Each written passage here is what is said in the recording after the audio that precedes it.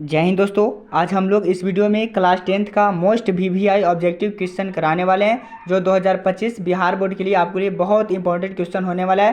तो आप लोग इस वीडियो में बने रहिएगा। आप आज इस वीडियो में हम लोग 80 क्वेश्चन करवाने वाले हैं। आप एक कॉफ़ी या कलम लेकर बैठ जाए दोस्तों और नोट्स कर लीजिए कि एक क्वेश्चन आपके लिए बहुत इंपॉर्टेंट है।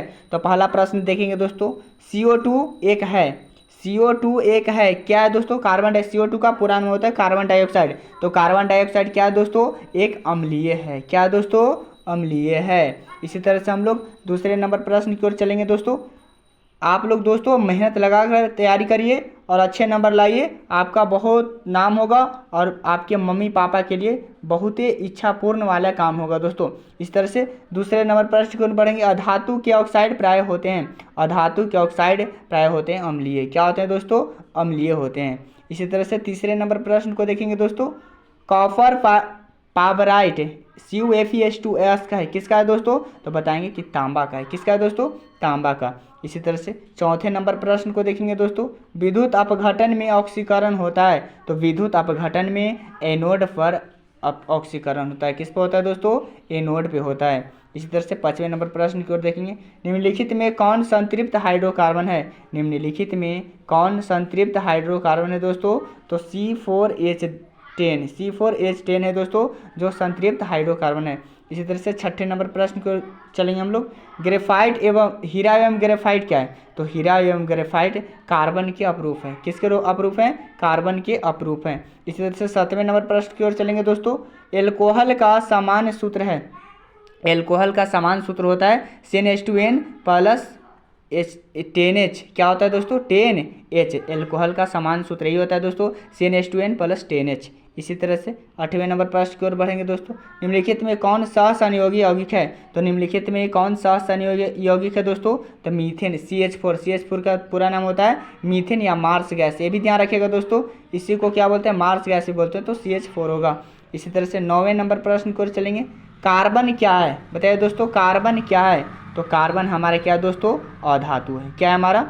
अधातु है। इसी तरह से 10वें नंबर प्रश्न की ओर बढ़ेंगे हम लोग। तो 10वें नंबर प्रश्न क्या है? देखिए दोस्तों, किसी वोल्ट मीटर के स्केल पर 0 वोल्ट और 1 वोल्ट के बीच 20 विभाजन चिन्ह है, तो वोल्ट मीटर का अल्प मापांक है। बताइए क्या होगा दोस्तों? तो बताएंगे कि 0.05 वोल्ट अल्प मापांक होगा।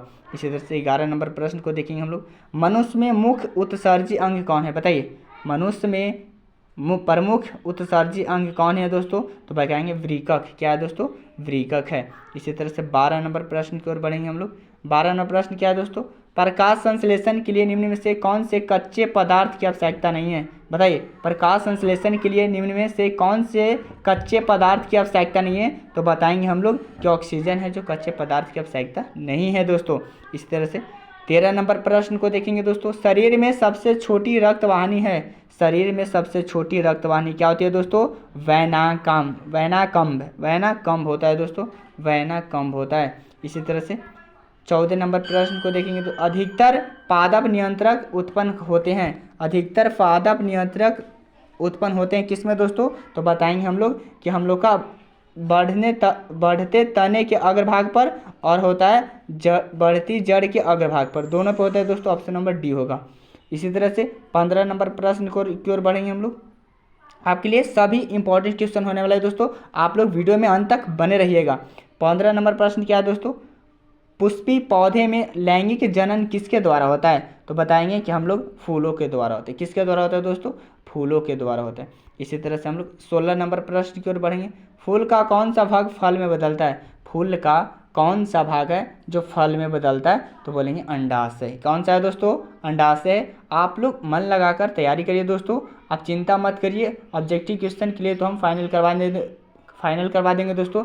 अगर आपकी तरफ से मेरी सहायता होगी दोस्तों, तो मैं बहुत जल्द डिजिटल बोर्ड पे आऊँगा और आपका आशीर्वाद चाहिए दोस्तों आप लोगों का, तो डिजिटल बोर्ड हम खरीद लेंगे। तो मैथ का आप लोग के लिए चिंता मत करिए, आपके लिए बहुत बहुत इंपॉर्टेंट क्वेश्चन लेकर आएंगे मैथ बहुत जल्द दोस्तों। आप लोग इस वीडियो को अच्छे से देखिए, शेयर करिए और तैयारी करिए बेस्ट से दोस्तों। इसी तरह से 17 नंबर प्रश्न की ओर चलेंगे हम लोग। मानव मादा में निषेचन होता है। मानव मादा में निषेचन किसका होता है दोस्तों? तो बताएंगे फैलोपियन नालिका में, फैलोपियन नालिका में होता है दोस्तों। इसी तरह से 18 नंबर प्रश्न को देखिए, वर्तमान प्राणियों में कुछ संरचनाएं ऐसी पाई जाती है जिनका शरीर में अब कोई उपयोग नहीं रह गया है, ऐसी संरचनाओं को क्या कहते हैं दोस्तों, बताइए। तो हम लोग ऐसी संरचना को अवशेषी अंग कहते हैं। क्या कहते हैं? अवशेषी अंग। इसी तरह से 19 नंबर प्रश्न की ओर देखेंगे, कौन सा वैज्ञानिक मेंडल के नियमों को पुनः खोज से संबंधित है? कौन सा वैज्ञानिक है जो मेंडल के नियमों को पुनः खोज से संबंधित है? तो बताएंगे कि सर्मक है। कौन सा वैज्ञानिक है? सर्मक। इसी तरह से 20वें नंबर प्रश्न को देखेंगे दोस्तों, जिन शब्द किसने प्रस्तुत किया? जिन शब्द किसने प्रस्तुत किया? तो बताएंगे कि जॉनसन ने। किसने किया था? जॉनसन ने। इसी तरह से 21वें नंबर प्रश्न को देखेंगे, CFC है तो CFC होता है क्लोरोफ्लोरोकार्बन। क्लोरोफ्लोरोकार्बन होता है दोस्तों। तो क्लोरोफ्लोरोकार्बन देखिए अच्छे से लिखा जाएगा तो ऐसे शुद्ध लिखा होता है, ध्यान रखिएगा दोस्तों, क्लोरोफ्लोरोकार्बन। इसी तरह से 22 नंबर प्रश्न को देखेंगे, कोलीफार्म क्या है? बताइए, कॉलीफार्म क्या है दोस्तों? तो एक जीवाणु है। क्या है दोस्तों? जीवाणु है। इसी तरह से 23वें नंबर प्रश्न को देखेंगे हम लोग, चिपको आंदोलन किस वर्ष में प्रारंभ हुआ? तो चिपको आंदोलन 1970 में प्रारंभ हुआ था। किसमें दोस्तों? 1970 में। इसी तरह से 24 नंबर प्रश्न को देखेंगे, फूल का कौन सा भाग फल में बदलता है? बताइए दोस्तों, फूल का कौन सा भाग फल में बदलता है? तो बताएंगे कि फूल का कौन सा भाग फल में बदलता है? तो अंडा से। देखिए दोस्तों, ये 2 बार क्वेश्चन रिपीट हो गया, टाइपिंग करने में थोड़ा सा मिस्टेकिंग है, तो ये ध्यान रखिएगा कि फूल का कौन सा भाग फल में बदलता है? तो अंडा से। इसी तरह से 25वें नंबर प्रश्न को देखेंगे, मोटर गाड़ियों में चालक के सामने लगे दर्पण होते हैं।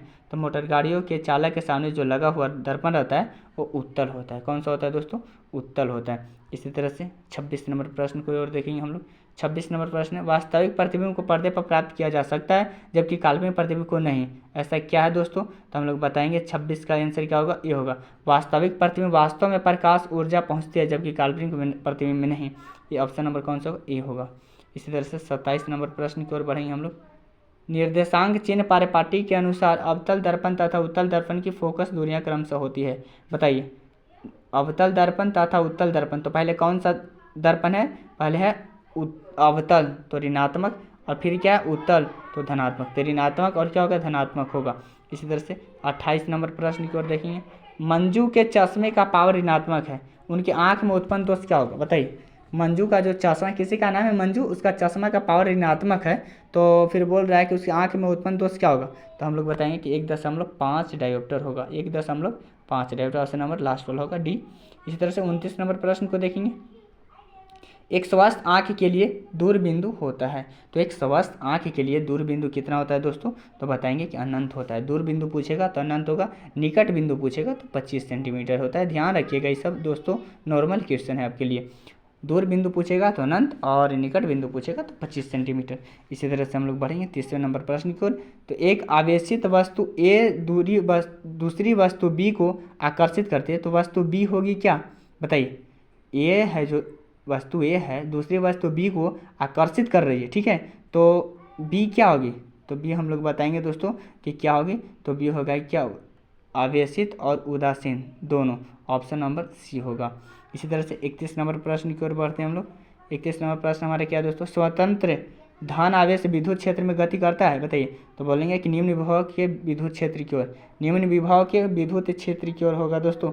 इसी तरह से 32 नंबर प्रश्न को देखेंगे, 1000 वाट 220 वोल्ट 100 वाट 220 वाट के विद्युत बल्ब के तंतु का प्रतिरोध क्या होता है? बताइए, तो हम लोग बताएंगे कि हम लोग का 484 ओम होता है, 484 ओम होगा। इसी तरह से 33 नंबर प्रश्न, आवेश का एसआई मात्रक क्या होता है? तो आवेश का एसआई मात्रक कूलम होता है। क्या होता है दोस्तों?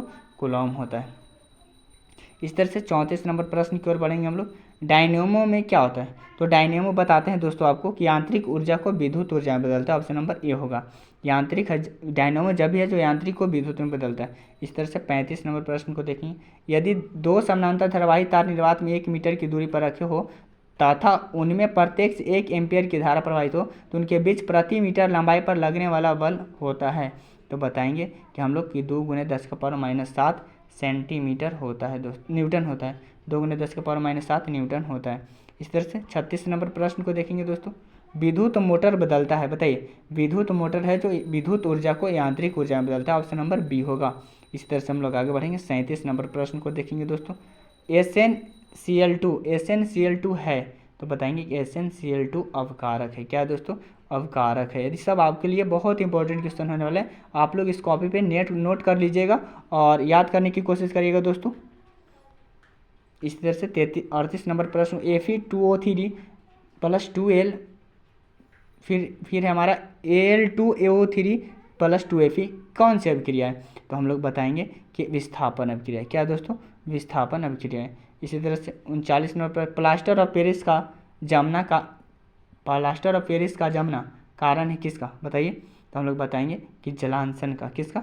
जलांशन। इस तरह से 40 नंबर प्रश्न की ओर बढ़ेंगे हम लोग। सॉल्व विधि से Na2CO3 के निर्माण के लिए आवश्यक कच्चा पदार्थ क्या है? तो बताएंगे हम लोग कि NaCl NH3 CaCO3। Option number last वाला ध्यान रखिएगा दोस्तों। निर्माण के लिए सॉल्वे विधि से इतना की जरूरत है। इसी तरह से 41 नंबर प्रश्न को देखेंगे हम लोग। कौन अंतःस्रावी और बाह्यस्रावी ग्रंथि जैसा कार्य नहीं करता है? कौन अंतःस्रावी और बाह्यस्रावी ग्रंथि जैसा कार्य नहीं करता है? तो बताएंगे हम लोग कि पीयूष ग्रंथि है। कौन सा ग्रंथि है? पीयूष ग्रंथि, जो नहीं कार्य करता है। इसी तरह से 42 नंबर प्रश्न की ओर बढ़ेंगे। निम्नलिखित में से कौन सा अंग संवेदीग्राही नहीं है? तो बताएंगे हम लोग कि दिमाग है, संवेदीग्राही नहीं है। दिमाग कौन सा है दोस्तों? दिमाग। इस तरह से 43 नंबर प्रश्न को देखेंगे हम लोग। समजात अंगों का उदाहरण है। तो समजात अंगों का उदाहरण क्या होता है? हमारा हाथ और कुत्ते का अग्रपाद दोनों सेम होता है, यही है समजात अंगों का उदाहरण। इसी तरह से 44 नंबर प्रश्न की ओर देखेंगे। कौन सा विलक्षण वसांगत नहीं है? कौन सा विलक्षण है जो वसांगत नहीं है? तो बताएंगे हम लोग कि हमारा ऑप्शन नंबर सी होगा, शरीर का आकार जो वसांगत नहीं है। इसी तरह से 45 नंबर प्रश्न की ओर बढ़ेंगे दोस्तों। निम्नलिखित में से कौन आहार श्रृंखला का निर्माण करता है? बताइए, निम्नलिखित में से कौन आहार श्रृंखला का निर्माण करता है? जल्दी से कमेंट बॉक्स में बताइए दोस्तों, आहार श्रृंखला का निर्माण कौन करता है? तो बताएंगे हम लोग कि घास, बकरी तथा मानव ये आहार नाल की श्रृंखला का निर्माण करता है। घास, बकरी तथा क्या? मानव। ऑप्शन नंबर बी होगा। इस तरह से 46 नंबर प्रश्न की ओर देखेंगे हम लोग। कौन सा अजैव निम्नीकरणीय कचरा है? बताइए, कौन सा अजैव है जो निम्नीकरणीय कचरा है? तो बताएंगे हम लोग कि थर्मोकोल है जो निम्नीय कचरा है। इस तरह से हम लोग आगे बढ़ेंगे। 47 नंबर प्रश्न को देखेंगे। कौन सी गैस वैश्विक ऊष्मन के लिए उत्तरदायी है? कौन सी गैस वैश्विक ऊष्मन के लिए उत्तरदायी है दोस्तों? तो बताएंगे हम लोग कि कार्बन डाइऑक्साइड। इसका सूत्र होता है CO2। ध्यान रखिएगा दोस्तों। इसी तरह से 48 नंबर प्रश्न की ओर चलेंगे हम लोग। निम्न में कौन गंगा प्रदूषण के लिए उत्तरदायी नहीं है? बताइए, निम्नलिखित में कौन है जो गंगा प्रदूषण के लिए उत्तरदायी नहीं है? तो हम बताएंगे कि गंगा में मछली पालना। गंगा में क्या है दोस्तों? मछली पालना। इसी तरह से 49 नंबर प्रश्न की ओर देखेंगे। समान नेत्र के लिए स्पष्ट दर्शन की न्यूनतम दूरी होती है। समान नेत्र के लिए स्पष्ट दर्शन की न्यूनतम दूरी होती है, कितनी होती है दोस्तों? तो बताएंगे 25 सेंटीमीटर। कितनी होती है? 25 सेंटीमीटर। इसी तरह से 50 नंबर प्रश्न की ओर देखेंगे हम लोग। मानव नेत्र जिस भाग पर वस्तु का प्रतिबिंब बनाते हैं वह क्या कहलाता है? मानव नेत्र जिस भाग पर वस्तु का प्रतिबिंब बनाते हैं वह क्या कहलाता है? तो बताएंगे हम लोग कि दृष्टि पटल या रेटिना कहलाता है। दृष्टि पटल या क्या कहलाता है? रेटिना। इसी तरह से 51 नंबर प्रश्न को देखेंगे दोस्तों। मानव नेत्र में किस प्रकार का लेंस पाया जाता है? तो बताएंगे कि मानव नेत्र में हमारा होता है जो उत्तल लेंस पाया जाता है। किस में पाया जाता है? क्या पाया जाता है? कौन सा लेंस? उत्तल लेंस। इसी तरह से 52 नंबर प्रश्न की ओर दे चलेंगे हम लोग। अभिनेत्र लेंस की फोकस दूरी में परिवर्तन किया जाता है। तो अभिनेत्र लेंस की फोकस दूरी में परिवर्तन किया जाता है तो बताएंगे हम लोग कि पक्षमाभि द्वारा। किसके द्वारा? पक्षमाभि द्वारा। इसी तरह से 53 नंबर प्रश्न की ओर चलेंगे हम। एक एंगस्ट्रॉम का मान होता है। तो बताएंगे दोस्तों कि एक एंगस्ट्रॉम का मान 10⁻⁻10 मीटर होता है। ऑप्शन नंबर ए होगा। क्या होगा दोस्तों? ए होगा। इसी तरह से 54 नंबर प्रश्न की ओर चलेंगे। दृश्य प्रकाश में किस वर्ण का तरंगदैर्घ्य अधिकतम होता है? दृश्य प्रकाश में किस वर्ण का तरंगदैर्घ्य अधिकतम होता है? तो बताएंगे हम लोग कि लाल का होता है जो तरंगदैर्घ्य अधिकतम होता है। इसी तरह से 55 नंबर प्रश्न की ओर चलेंगे। निकट दृष्टि दोष का निवारण किस लेंस से होता है? तो बताएंगे कि निकट दृष्टि दोष का निवारण अवतल लेंस से होता है। किससे होता है दोस्तों? अवतल लेंस से होता है। इसी तरह से 56 नंबर प्रश्न की ओर चलेंगे दोस्तों।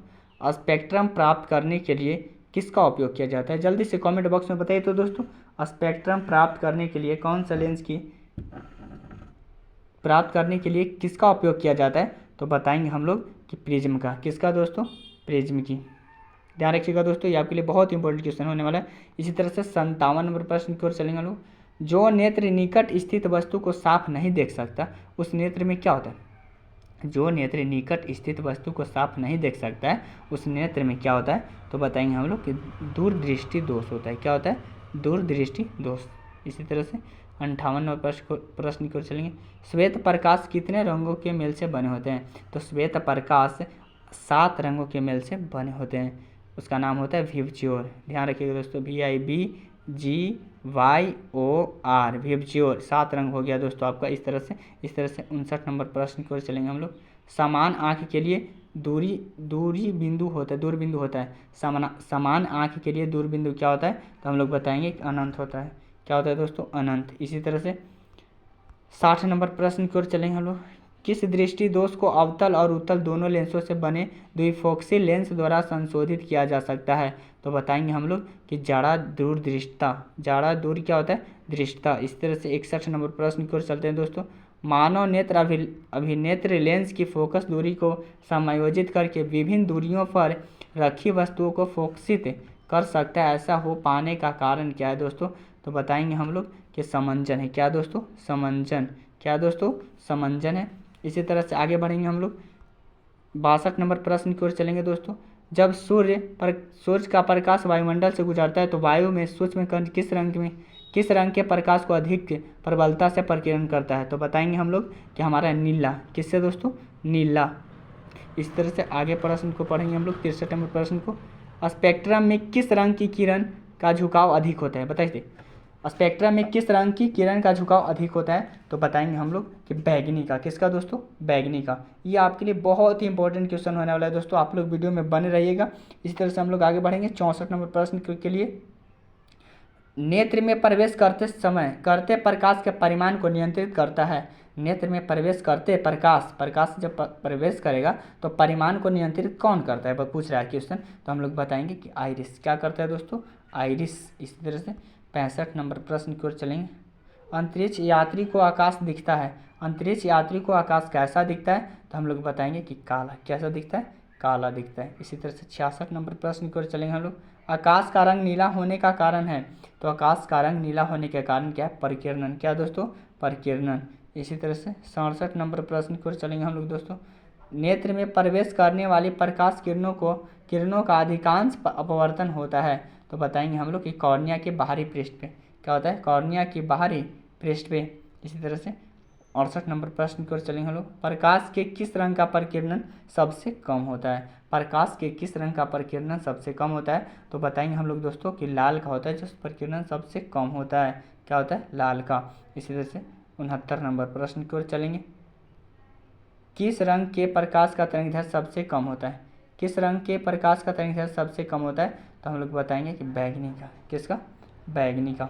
इस तरह से 70 नंबर प्रश्न की ओर चलेंगे दोस्तों। इंद्रधनुष का भीतरी हिस्सा किस रंग का होता है? बताइए, इंद्रधनुष का भीतरी हिस्सा किस रंग का होता है? तो बताएंगे हम लोग कि बैंगनी रंग का। कैसा होता है?